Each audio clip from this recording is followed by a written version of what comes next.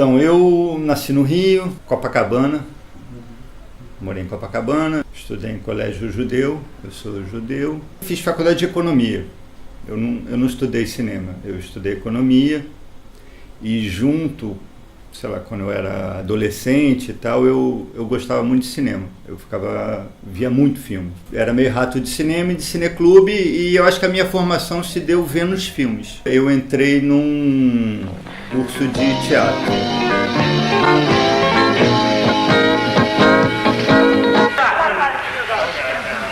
Tem um grupo de teatro. O que é um grupo de teatro? A gente é um grupo de teatro. O nome desse grupo... A Asdrubal trouxe trombone, que é um grupo meio importante assim, na vida cultural do Rio, dos anos 70 e do Brasil também. O Fausto Fawcett, que é um cara que é um poeta, o Laufer, que faz músicas, e aí a gente resolveu fazer um show. E aí eu não tocava nada, gostava de música, mas tocava mal e tal. E aí eu comecei a querer fazer umas imagens, isso é 83, 84. Começamos a querer fazer umas imagens para o show, que era uma coisa que não se fazia muito na época. Eu não tinha câmera, não sabia gravar, não tinha... E aí o que eu fazia? Eu ia na locadora de vídeo, pegava uns VHS dos filmes que eu gostava, pegava um VHS emprestado, ligava no VHS do meu pai e ia fazendo uma colagem de filmes para passar no show. Eu pegava cenas assim de filme e ia montando, meio só no playhack, sabe?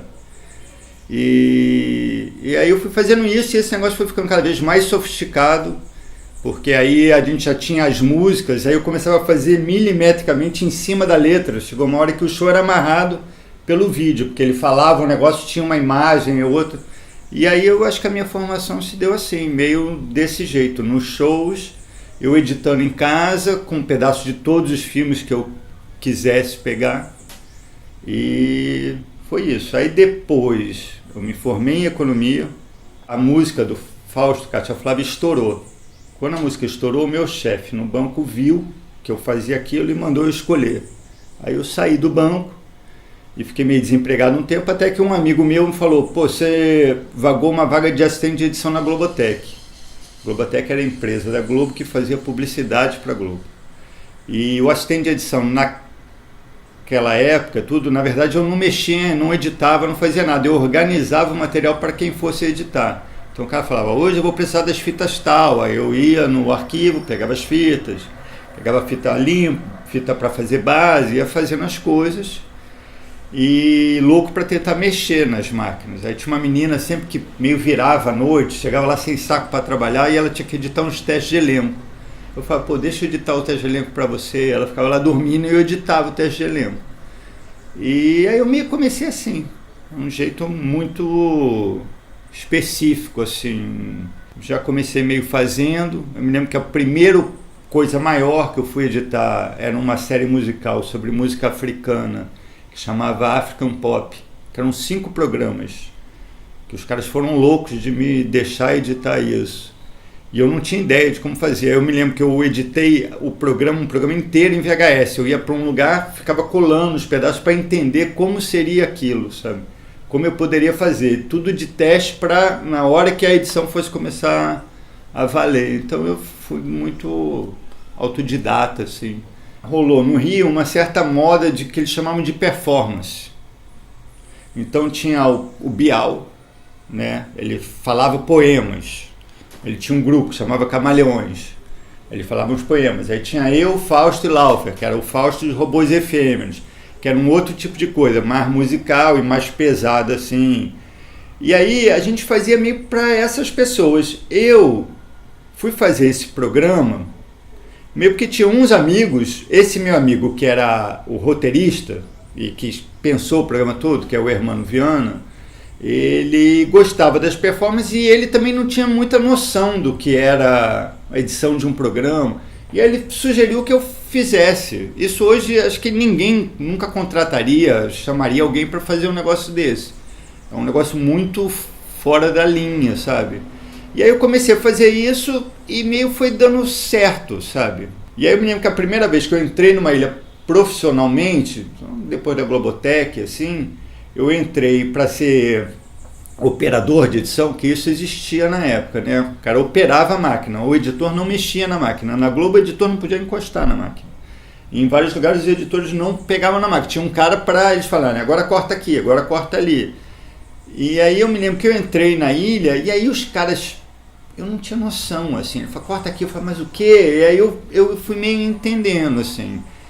E não teve muito isso, eram uns amigos que a gente se dava bem, e aí eu fui meio aprendendo também, fazendo com eles, eles me deram um pouquinho esse tempo para eu fazer. A primeira edição que eu fui fazer mais profissional, antes desse da African Pop, era um primeiro vídeo dos Paralamas que os caras estavam editando, já estava tudo rolando. E aí eram dois, eram os diretores, que era a Sandra Kogut e o Roberto Berliner. E aí eles trabalhavam o dia inteiro. E aí eles falaram, pô, a ilha tá vazia das 4 da manhã às 10 da manhã, que é a hora que a gente dorme. Você não quer ir lá e fazer alguma coisa? Então eu fazia. Mas fazia porque, na verdade, eu tinha pouca responsabilidade daquilo ali. Até que chegou uma hora que eles começaram a falar, pô, legal, isso aí que você fez. Aí aquele negócio foi virando um trabalho, sabe? Mas eu nunca pensei nisso como um trabalho. Eu comecei a fazer porque estava a fim de fazer. Isso nunca foi um trabalho, nunca achei que ia viver disso, nunca achei que minha vida ia ser isso. Depois disso eu fiz televisão, né? Fui fazer programa legal, Brasil Legal, aí fiz uns musicais, fiz o João Gilberto, Tom Jobim, aí fiz uns videoclipes, né? Que eu ganhei uns prêmios, umas coisas. E aí cinema mesmo, o primeiro filme que eu montei foi A Ostra e o Vento. Pode ser isso, 97. Foi o primeiro filme que o Tambellini, o Flávio Tambellini, que é o produtor do filme, ele trabalhava numa produtora do lado da Conspiração, onde eu editava esses clipes e tal.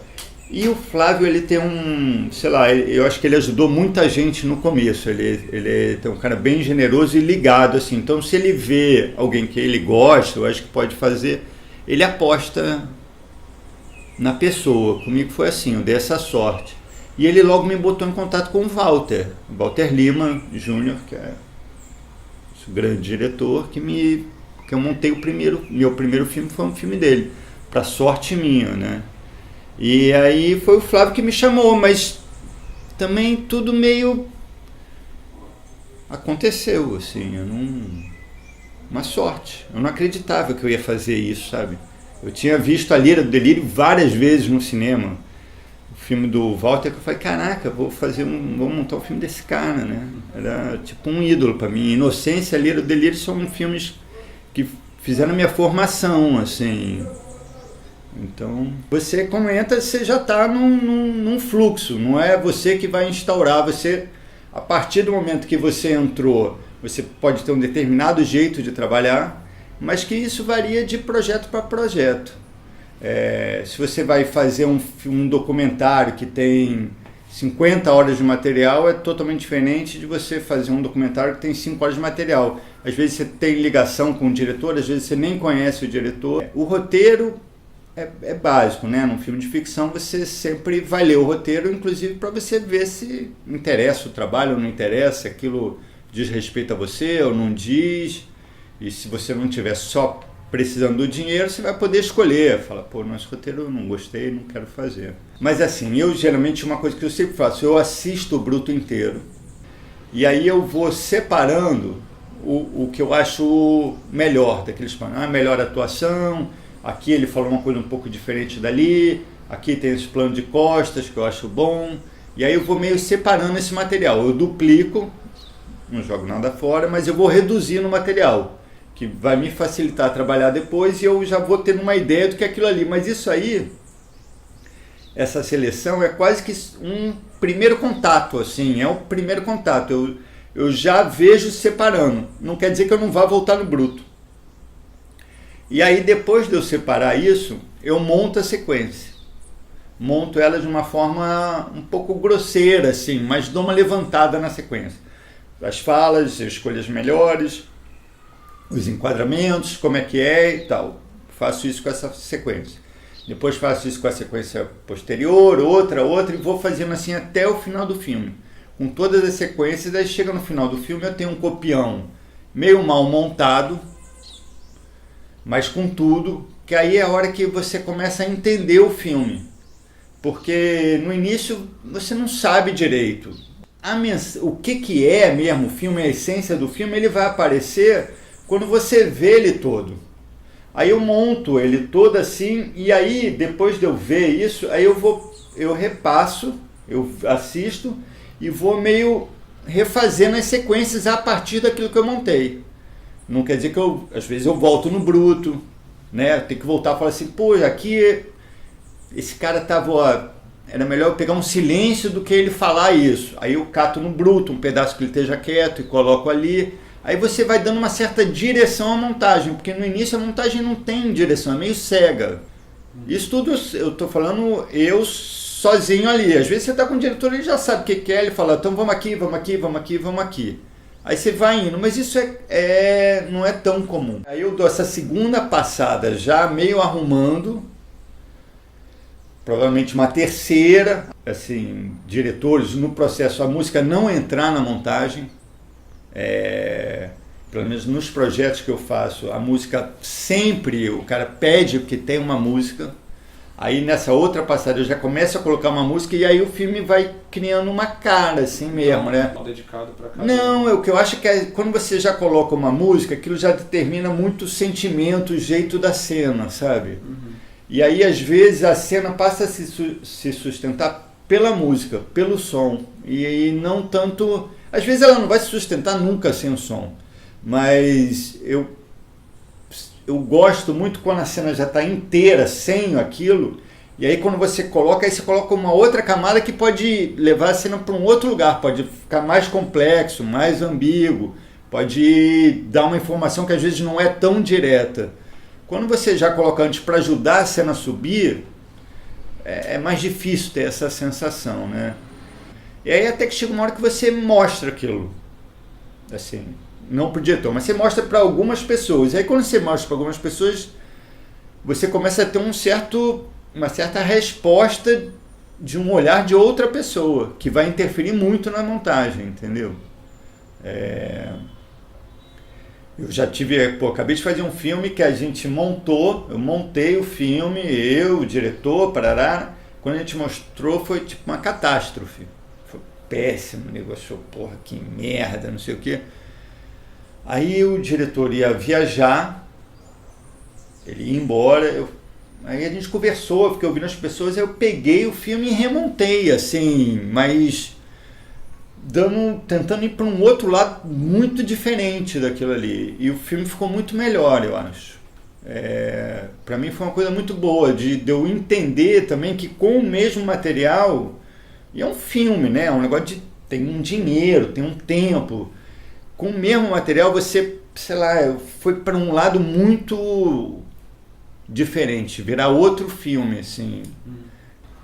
E aí o negócio da autonomia é isso, é meio um método de cada diretor. Já teve diretor de eu tipo fazer assim, ele escolheu o material comigo. A gente vê o bruto todo e ele fala assim, pô, aqui eu gostei do take 2 e do take 3. Na outra sequência eu gostei do take 1. Aí eu passo a trabalhar com uns takes escolhidos por mim e pelo diretor.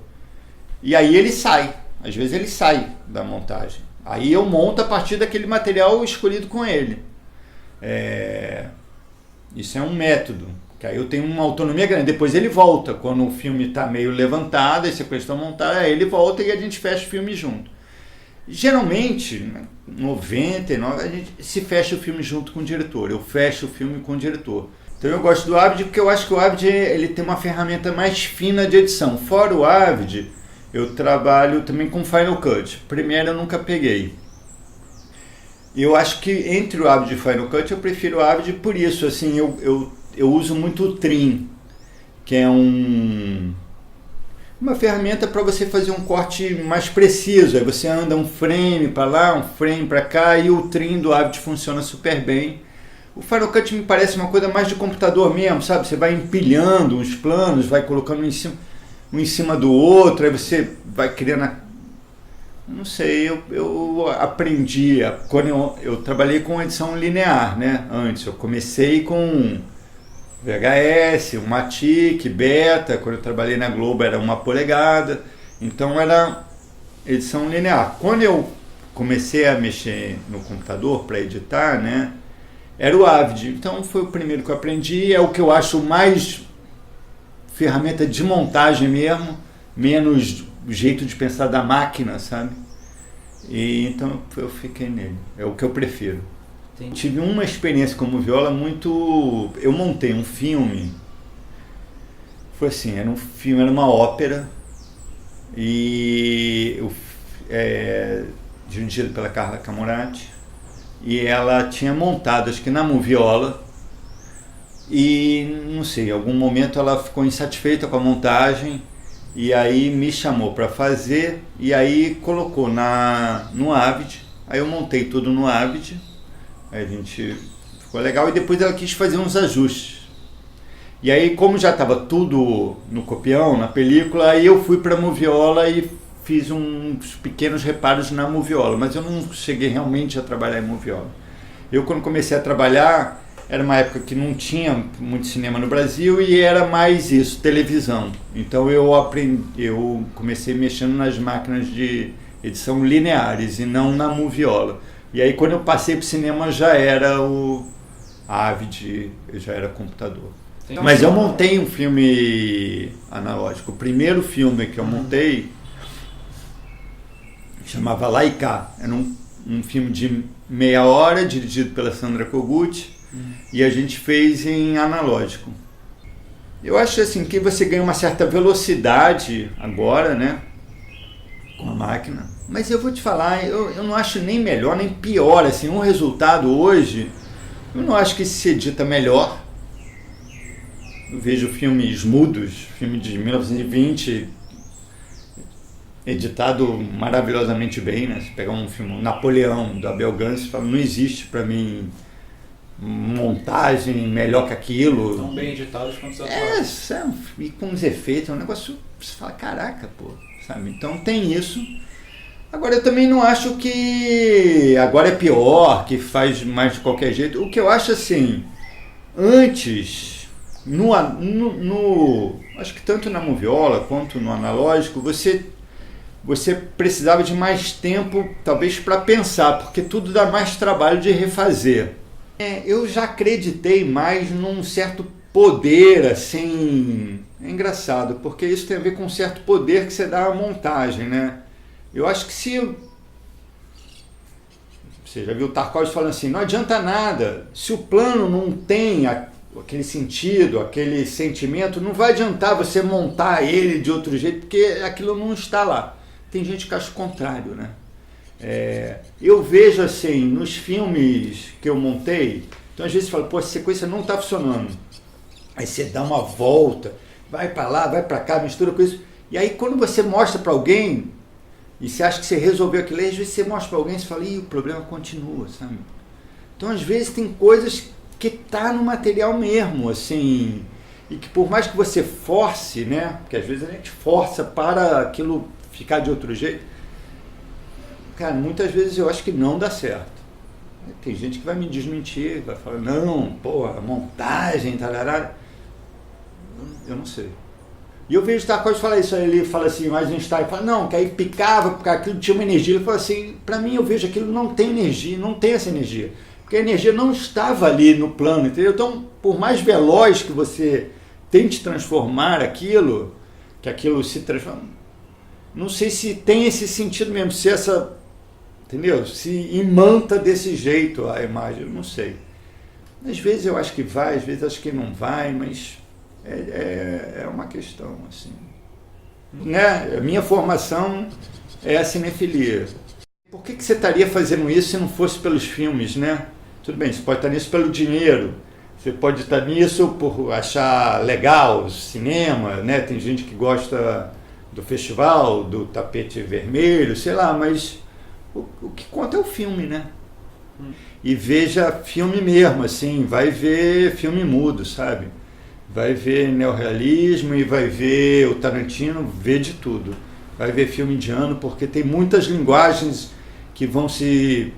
Uma vai enriquecendo a outra, as coisas são muito plurais, muito ricas, e também não ficar achando que cinema é isso só, sabe, que tem de tudo, e filme experimental, e acho que é isso, acho que Vocês deviam ver muito filme. Inspiraram. Eu nunca estudei ninguém. Mas eu vi tudo, sei lá, então é isso. Aí uma hora eu comecei a gostar das Einstein, vi todos as Einstein. Aí eu fui ver o Tarkovsky, vi todos os Tarkovsky. Aí o John Ford, eu vi todos John Ford. Aí o Cassavetes, aí vi todos os Cassavetes. Aí você vai indo assim, né? Aí o Godard, vai pro Godard. Aí o Kiarostami, vamos no Kiarostami. Tirou um pouquinho de... Aí o Ozu, vamos no Ozu. Aí os Ganzella, vamos nos Ganzella. É meio assim, são os caras... Um cara que eu amo assim é o Rossellini. É um cara que para mim é o pai do negócio todo, que me interessa assim, é o Roberto Rossellini. Se eu tiver que falar um cara assim, é o Rossellini. Bom, eu conheci o Cazuza, eu vivi aquele negócio ali um pouco quando eu falei negócio das Drubal, o curso das Drubal, o Cazuza fez esse mesmo curso. Então eu conhecia bem esse universo, conhecia ele. Eles me chamaram para fazer o filme, eu duvidava um pouco desse filme, achava tudo muito recente já para fazer um filme, e o fato de eu conhecer ele, falei, pô, mas um ator vai fazer isso, achava tudo estranho, porque eram pessoas próximas. É igual você ver, sei lá, um ator fazendo ele. Ninguém tinha um corte final exatamente. O corte final do filme, assim, o diretor tinha um corte, o Daniel Filho tinha um corte, e caso eles se desentendessem, eles não se desentendessem, mas não achassem que aquele era o melhor corte, se tivesse uma discordância, o voto final era do editor. E aí eu me lembro que eu montei o filme com a Sandra Werneck na ilha do meu lado, Walter Carvalho ia lá às vezes, mas menos, quem estava sempre lá era a Sandra. E aí eu montei com ela meio dirigindo a montagem, e aí quando a gente apresentou o filme, o Daniel Filho não gostou. Ele falou, pô, esse corte tá preso, não gostou. Aí ele falou, agora então vai ser o meu corte. E ele falou, meu corte é o seguinte, sai todo mundo, o Sérgio fica aí, ele faz o que ele acha que deve fazer do filme. Aí eu fiz um outro corte do filme, que ficou basicamente o filme que é. Então, sei lá, tem várias sequências, uns planos de sequência que eu cortei. Eu quis fazer ele mais musical, mais... um jeito um pouco mais rock, assim, mais vivo, que eu acho que era o que o Daniel queria, que era... E aí eu acho que eu meio fiz isso. E aí depois a Sandra veio, deu umas sugestões, a gente mudou, o Walter Carvalho veio, e aí a gente acabou a partir disso meio fechando esse corte. E o filme ficou assim, E para mim a surpresa foi um filme que deu muito certo. Assim, eu nunca achei que o filme fosse dar tão certo, mas é um filme que as pessoas falam, vocês estão falando do filme hoje aqui, não sei, eu achava engraçado isso. E depois tiveram várias cinebiografias no cinema brasileiro, mas a maioria não foi tão bem sucedida quanto essa, né? Mas foi um bom, sei lá, foi um bom trabalho para mim, gostei de ter feito. Foi uma experiência louca essa, assim, de uns conflitos, sabe? De visão do filme entre as pessoas que estavam fazendo para fazer videoclipe. Assim, as gravadoras botavam dinheiro, aquilo era uma coisa que promovia os artistas e eles vendiam disco por isso. Então tinha dinheiro, e aí foi meio nesse momento que a MTV entrou, e aí a conspiração apareceu, eu fiz o... Meu primeiro trabalho mais assim mesmo para conspiração foi o Segue o Seco, da Marisa, que ganhou, sei lá, fotografia, clipe, montagem, ganhou um monte de coisa. E então foi esse momento. Aí depois disso eu não fiz mais muito, né? Fiz durante esses anos, 5 anos, 6 anos, uns clipes. Depois, e aí eu sempre ia meio por uma coisa da música mesmo, né? Os movimentos com os sons. Eu tentava fazer uma coisa corresponder à outra. Então os pontos fortes da música meio no ponto forte do vídeo, às vezes eu ia no contratempo, eu sempre tinha uma relação com a música, né? Você tá na ilha, é você entender como você fica num lugar. Não é fácil, não é todo mundo que consegue sentar e ficar 9 horas aqui, sabe? Vendo um negócio, mais vai para lá, vai para cá. Às vezes você fica um tempo num corte, é um trabalho artesanal, sabe? Apesar de toda essa coisa tecnológica e tudo, a montagem em si é um trabalho artesanal, assim. É É um negócio que você vai no frame, é uma coisa de chinês, assim. E que quem não está acostumado, aquilo não aguenta, as pessoas dormem, tem que dormir porque é chato pra caramba, ou fica fumando maconha, ou fica no telefone, entendeu? Porque aquele negócio... Certinho. Cinema é um negócio muito complicado. Pô. É complicado mesmo. Sim, pro filme ficar bom é complicado. É muito raro.